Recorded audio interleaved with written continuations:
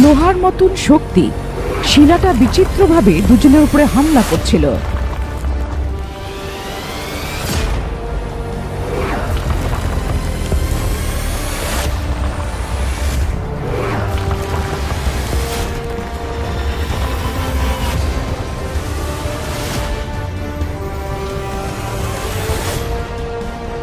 কিছু করো, একে আটকাও। একে থামানোর জন্য বেড়াল ভূতকে আসতে হবে। লোকি শিলাটাকে পেছন থেকে ধরে থামিয়ে রেখেছিল। মন্ত্র জানা কাকি মন্ত্র পড়ে বেড়াল ভূতকে ডাকলো, গাবরা জামানজু।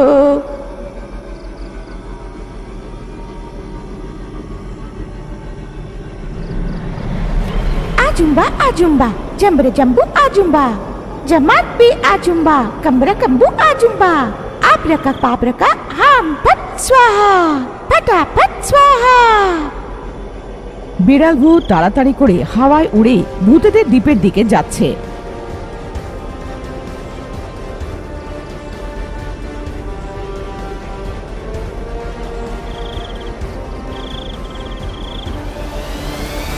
ওদিকে মন্ত্রজানা কাকি আর লোকি বিচিত্র শিলাটার সাথে লড়ে যাচ্ছে। এখনো কিছু লাভ হলো না। আমাদের দুজনে বেতাল শক্তি দিয়ে একে ভস্ম করে দেওয়া হোক। আমার মুকুট খুলছি। না লোকি না, একে আমার জীবিত চাই। এ তো শেষমেশ আমাদের বেড়াল ভূতের ছেলে। এরই মধ্যে বেড়াল ভূত সেখানে পৌঁছে যায়। চাবুক দিয়ে শিলাটাকে সে ধরে ফেলে, কিন্তু শিলা চাবুকটাকে ভেঙে দেয়। বেড়াল, এ তোমার অংশ, তাই তোমার স্পর্শ একে থামাতে পারবে। ল্যাজ দিয়ে ওকে বাঁধো। মন্ত্রজানা কাকির কথা শুনে বেড়াল ভূত নিজের ল্যাজ দিয়ে শিলাটাকে বেঁধে ফেলে। শিলার উপরে পাথরটা টুকরো টুকরো হয়ে ভেঙে পড়ে ও ভস্ম হয়ে গেল। ওই ভস্ম থেকে একটা বিচিত্র রূপওয়ালা ছেলে প্রকট হয়। ওর গাটা বাঘের চামড়ার মতো, নেকড়ের মতন ল্যাজ ছিল, নেকড়ের মতন কানের এই বিচিত্র ছেলেটা বেড়াল ভূতকে দেখে চোখে জল এনে, মা, তুমি আমার মা, আমাকে ছেড়ে কোথায় চলে গেছিলে? এটা কি আমাকে আবার মা বলে ডাকছে? আমি তোমার মা নই, যা যাও। এমন বলে বেড়াল ভূত কাকের দিকে চলে যায়। আমাকে জন্ম দিয়ে থাকা মা ধরলে আমি শিলারূপ থেকে মুক্তি পাবো, সেইটা নাগ কাকি বলেছিল। এতদিন আমি গোলাম হয়ে শিলারূপে ছিলাম, এখন আমি আত্মারূপ পেয়েছি। তার মানে মা আমাকে নিশ্চয়ই ছুঁয়েছে, তাই তুমি আমার মা। আমি তোমার মা কিভাবে হতে পারি? আমি তো বেড়াল ভূত। তোমার বাঘের মতন খাল, নেকড়ের মতন ল্যাজ আর নেকড়ের মতন কান। তোমার আর আমার চেহারার কোনো সমানতা নেই। আমার বিয়ে হয়েছিল কিনা মনে নেই। বেড়াল ভূতের রূপে কেন আছি সেটাও জানি না। তুমি এসে আমাকে মা মা বলে ডাকছো, আমি মানি না, যাও। তুমি কে ছেলে? তোমার রূপ বিচিত্র। এখানে তোমার নাকওয়ালা কাকি তোমাকে শিলারূপে কেন রেখেছে? তোমার আর আমাদের বেড়াল ভূতের মধ্যে কোন রক্তের সম্পর্ক? আমাকে সবাই আমরাজ বলে। আমের ফল থেকে জন্ম নিয়েছিলাম, তাই আমরাজ। এই দেখো, আমের ফল থেকে জন্মেছে আর আমাকে মা বলছে। এটা কি মানে? বোকা কোথাকার। বেড়াল, কিছুক্ষণের জন্য মুখটা বন্ধ করো, যা বলছে সেটা শোনো। অনেক বছর আগে লক্ষণ আর লক্ষ্মীবাই নামের দুই স্বামী স্ত্রী ছিল। কাবেরী নদীতে নৌকার মাঝখানে বসে মাছ ধরছিল। ওদের জালে মাছের সঙ্গে একটা আমও আসলো। মাছগুলোর সঙ্গে আমটাকে নিয়ে কিনারায় পৌঁছালো।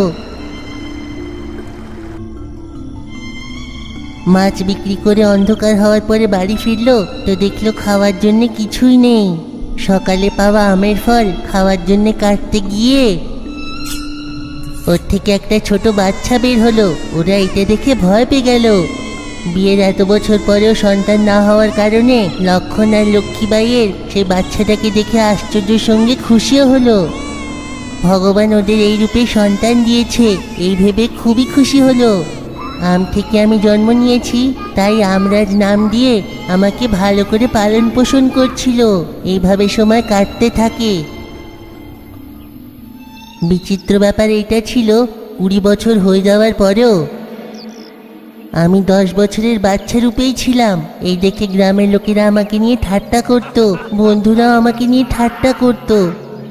একদিন আমি রেগে ঘরে পৌঁছে বাবা মার কাছে মন খারাপ করি, তো উনি আমাকে একটা গল্প শোনান। আপনি কি আমার আসল বাবা মা নন? এটা তো বিচিত্র ব্যাপার যে আমি আম থেকে জন্ম নিয়েছি। 20 বছর হওয়ার পরেও আমি 10 বছরের মতন কেন? এর কারণটা আমি জানতে চাই। নিজের আসল মাকে আমি খুঁজে আসব। তুমি আমার গর্ভের থেকে জন্ম নাওনি বলে তুমি কি আমার ছেলে না বাবা? মা, তুমি আমার সবসময় নিজের মা থাকবে, কিন্তু আমার জন্ম এমন বিদঘুটে কেন? এইটা না জানলে তো জীবন ব্যর্থ। যেতে দাও।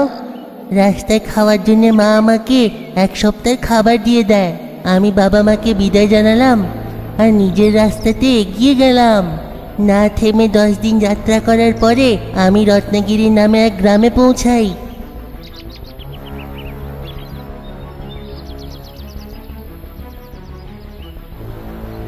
শোনো, সবাই শোনো, জমিদারের মেয়ে রত্নমঞ্জুরির অসুখ ঠিক করার আছে, তো বৃক্ষগন্ধির ফল আনতে হবে।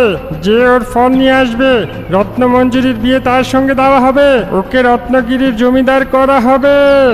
যখন আমি এটা শুনি আমার জানার ইচ্ছে হয় রত্নমঞ্জুরির কি অসুখ। তাই আমি একটা বুড়ি দিদাকে জিজ্ঞেস করি।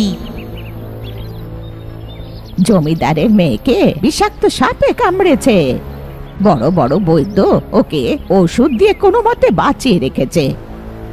পরের পূর্ণিমা অবধি, তার মানে ঠিক 14 দিনের ভেতরে বৃষগান্ধির ফলের রস যদি না খাওয়ানো হয়েছে, ওর মৃত্যু হয়ে যাবে। কিন্তু ফলটা যেখানে সেখানে পাওয়া যায় না। ওই খগল পাহাড়ে যেখানে বিষাক্ত সাপ থাকে, শুধু পাহাড়ের একদম ওপরে সেগুলো ফলে। বৃষগন্ধ গাছের মধ্যেই গোলাপি রঙের চকচক করতে থাকা ফল হয়। ওটা যে আনতে গেছে অনেক যুবক আর ফেরত আসেনি। তাই নিজের মেয়েকে যে কোনো ভাবে বাঁচানোর জন্য জমিদার যে ফল এনে দেবে তাকে নিজের সিংহাসন পর্যন্ত দেওয়ার ফয়সালা করেছে, আর ঘোষণাও করেছে। ওরে বাবা, কারোর প্রাণ বিপদে আছে, আমি নিশ্চয়ই বাঁচানোর সাহায্য করব। তুমি? তোমার এই সাহসিক কাজের মধ্যে কি মতলব? তোমার তো জমিদারের মেয়ের সাথে বিয়ে করার বয়সও হয়নি।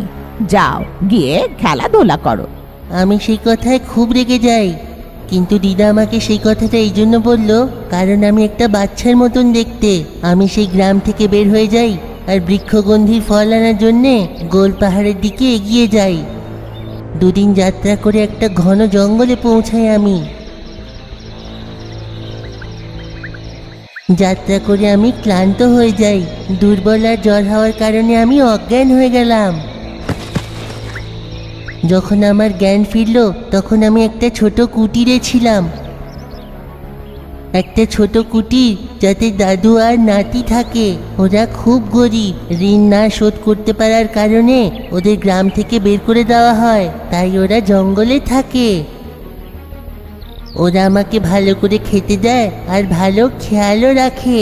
তুমি তো আমার গঙ্গুরামকে একটু বোঝাও বাবা, আমার বয়স হয়ে গেছে, আমি তো আজকালে মারা যাব। এর উজ্জ্বল ভবিষ্যৎ আমাকে ছেড়ে কোনো অন্য গ্রামে কাজ করতে যেতে চায় না। এদের দুজনের ভালোবাসা দেখে আমার খুব ভালো লাগলো। গঙ্গুরাম খুব ভালো। আমার জ্বর কম হওয়ার পরে আমি ওদের বিদায় জানিয়ে দাদুর দেওয়া রুটিগুলো নিলাম আর এগিয়ে গেলাম। 2টো বড় পাহাড় পার করতে আমার 4 দিন লেগে যায়। আমার খিদে পেয়েছিল। কিছু খাওয়ার জন্য আমি যখন থলিটা খুলি, তার মধ্যে দাদুর দিয়ে থাকা রুটিগুলোর মধ্যে শুধু 3টেই বেঁচে ছিল। যখন আমি খেতে যাচ্ছিলাম কারোর কষ্টের আওয়াজ শুনতে পেলাম। ওই দিকে গিয়ে যখন দেখি তো একটা বড় বাঘ, যে অনেক দিন ধরে পাকে ফেসেছিল, খাবার না খেয়ে সে দুর্বল হয়ে গেছিল। যদি আমি তাকে এমন ছেড়ে দিতাম সে আজ রাতের মধ্যে মারা যেত। আমার তাকে দেখে কষ্ট হয়, তাই খুব কষ্ট করে ওকে আমি পাক থেকে বের করি। আমি পাশের নদীর থেকে জল আনলাম আর তাকে স্নান করালাম। পান করার জন্য জলটা পাশে রাখলাম আর খাওয়ার জন্য তাকে রুটি দিলাম। সে তো একটা হিংস্র জন্তু ছিল। শক্তি পেলে সে নিশ্চয়ই আমার উপরে আক্রমণ করত। তাই আমি একটা গাছের উপরে চড়ে বসে পড়ি। সকালে উঠে দেখলাম তো সেই বাঘ ওইখানে ছিল না। তো আমি গাছ থেকে নামলাম আর এগিয়ে গেলাম, আর সেই খোগল পাহাড়ের দিকে যাত্রা শুরু করি। রাস্তায় পেয়ে থাকা সরস পাখির ডিম আর কিছু মিষ্টি আলু থলিতে ভরে এগিয়ে যাই সন্ধেবেলা অবধি। বিকালে আমি সিঙ্গিরি নামের একটা পাহাড়ে পৌঁছে যাই। সেইখানে কোনো শিকারীর মেরে থাকা তীর পায়ের মধ্যে ফুটে গাছের তলায় একটা নেকড়ে বাঘকে কষ্ট পেতে দেখলাম। আমি ওর পায়ে ফুটে থাকা তীর বের করে ওর মধ্যে জড়িবুটি লাগিয়ে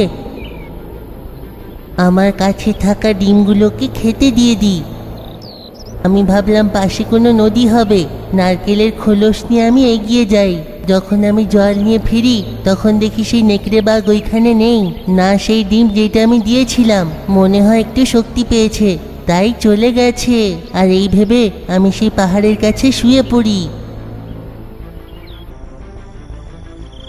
পরের দিন সকালে আমি এত দূর যাত্রা করে খুব কষ্টে খোগল পাহাড়ের কাছে পৌঁছাই। কিন্তু খোগল পাহাড় অবধি যাওয়া সেই রাস্তা ভাঙা ছিল। আমি এইদিক ওইদিকে দেখলাম, কিন্তু বুঝতে পারছিলাম না পৌঁছাবোটা কি করে। তখন সেই বাঘ আর নেকড়ে যাদের আমি বাঁচিয়েছিলাম একসঙ্গে এসে যায়। দেখতেই দেখতে ওরা দুজনে মানুষ রূপে পরিণত হয়ে যায়। আমাদের নাম লোপামুদ্রা আর বাঘ্রকেতু। আমরা স্বামী স্ত্রী এক ঋষির অভিশাপের কারণে অনেক বছর ধরে আমরা আলাদা হয়ে পৃথিবীতে ভিন্ন হয়ে ঘুরছি। এত বছর তপস্যা করার পরে আমরা ইচ্ছের মতন শক্তি পেয়েছি, কিন্তু একমাত্র নাতি যদি আমাদের সাহায্য করে প্রাণ বাঁচিয়ে দেয় তাহলে আমাদের অভিশাপ সরে যাবে। আর সেই কারণে তোমার জন্য আমাদের অভিশাপ কেটে যায় আর আমরা এক হয়ে গেলাম। তাই আমরা দুজনে তোমাকে শক্তি দিয়ে এই পৃথিবী ছেড়ে নিজের লোকে যাচ্ছি।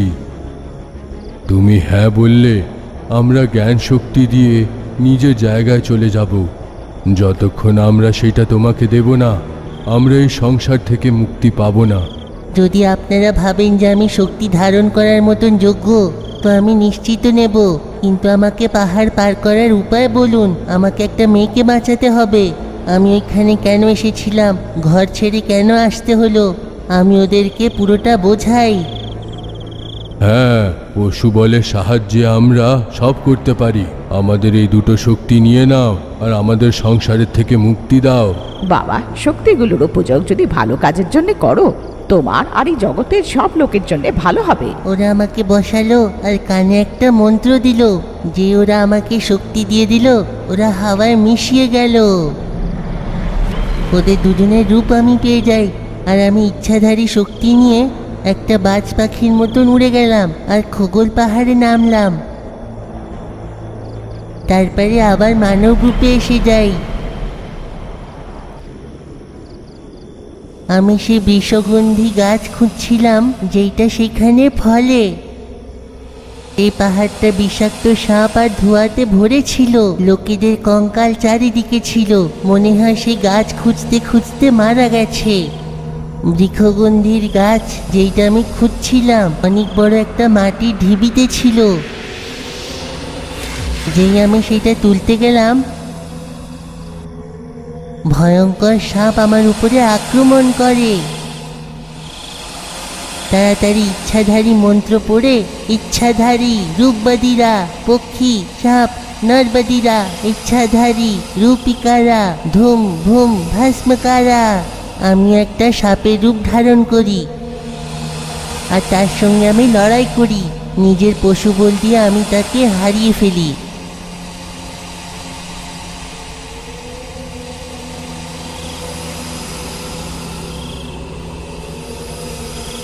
তারপরে একটা সামান্য মানুষের রূপে পরিণত হই আর ওইখানের ফল নিজের থলিতে রেখে দিই।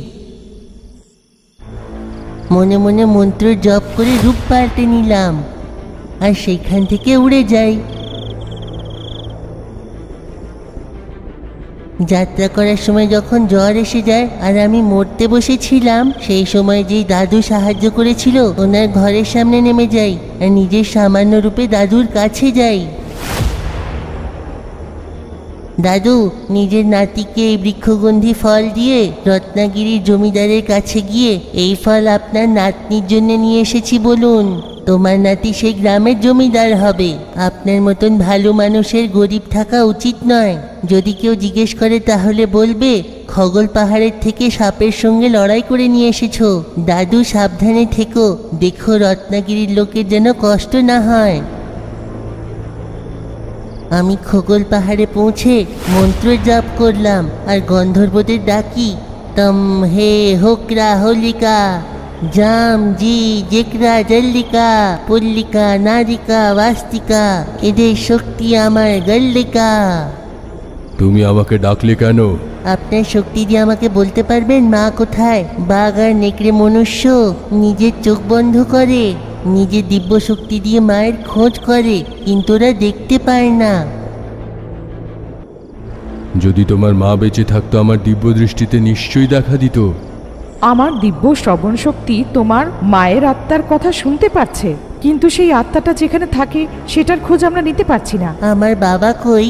বাঘ আর নেকড়ে মনুষ্য নিজের চোখ আবার বন্ধ করে নেয়, নিজের দিব্য দৃষ্টি দিয়ে বাবার খোঁজ করে, কিন্তু যদি তোমার বাবাও দেখা দিচ্ছেন না তার মানে উনি বেঁচে নেই। আমিও তোমার বাবার আওয়াজ শুনতেই পারছি না, তার মানে তোমার বাবা জীবিত নেই, ওনার আত্মাও পৃথিবীতে নেই। আমার বাবার আত্মা পৃথিবীতে নেই, কিন্তু মায়ের আত্মা এখনো আছে। এমন কেন? কি হয়েছিল? যদি স্বাভাবিকভাবে মরে আত্মা কিছুক্ষণ পরে পৃথিবী ছেড়ে দেয়, ওপরের দুনিয়ায় চলে যায়। যদি বলের জন্য মরে তাহলে আত্মা ভূত কিংবা প্রেত হয়ে যায়, পৃথিবীতে ঘোরাফেরা করতে থাকে। আমার মাকে কি জোর করে মারা হয়েছে? হত্যা না আত্মহত্যা? তুমি এটা জানতে চাইলে তোমাকে ভূতের দ্বীপে যেতে হবে আর সেইখানে নাগ কাকির সঙ্গে দেখা করতে হবে। তোমার মৃত মায়ের আত্মা তোমার সাথে প্রকট হোক, সেদিন মন্ত্রের জাপ করো আর আমাদের ডেকো। আমরা এসে দিব্য দৃষ্টি দিয়ে তোমার মায়ের আত্মার মাধ্যমে তোমার মায়ের মৃত্যুর কারণ বলবো। ভ্রা ভ্রম ভ্রা ভ্রুকটা পরবা রা ট্রো ট্রিকটা ট্রিকটাবা গ্রা গ্রো ঘটকা গোর গলা পশু বলম ইয়াগ বলম। এইভাবে ওরা আমার কানে মন্ত্র দিয়ে হাওয়ায় মিশিয়ে যায়। আমি ইচ্ছাধারী রূপ ধারণ করে উড়ে ভূতেদের দ্বীপে পৌঁছে যাই।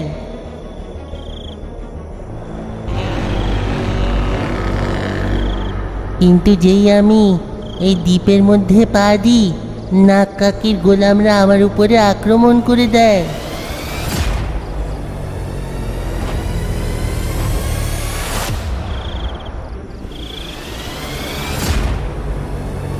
আমি নিজের ইচ্ছাধারী শক্তি দিয়ে ওদের উপরে আক্রমণ করে দিই, কিন্তু আমার শক্তি তাদের কাছে চলল না। নাগ কাকি সেইখানে এসে যায়। এসে গেছিস? আয় আয় গোলাম আয়। তোমার দিদা তোমার জন্মের আগেই আমাকে প্রতিজ্ঞা করে তোমাকে আমার গোলাম বানিয়ে গিয়েছিল। তোমার কাছে যতই শক্তি হোক আমার সামনে সেসব বেকার, কারণ আমি তোমার স্বামী। আমার দুটো গোলাম প্রেত আমার গুহার দ্বারে রক্ষা করে। তুমি একটা পাথরের মতন কোথাও না উড়ে মরে এই দ্বীপের রক্ষা করো।